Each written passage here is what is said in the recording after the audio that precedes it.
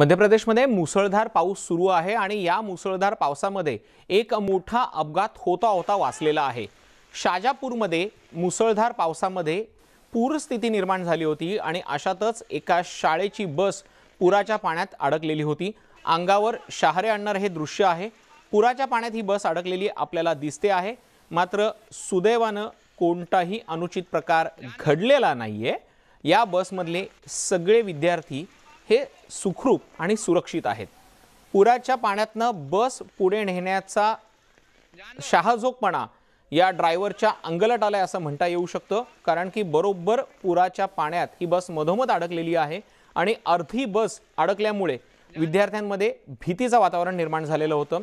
अखेर स्थानिक ग्रामस्थांनी बचावासाठी पुढाकार घेतला आणि शर्थीचे प्रयत्न करत बसमधल्या सगळ्या विद्यार्थ्यांना सुखरूपपणे बाहेर काढलं। बातमी आहे जुन्नरच्या नाणेघाटातली। जुन्नरच्या नाणे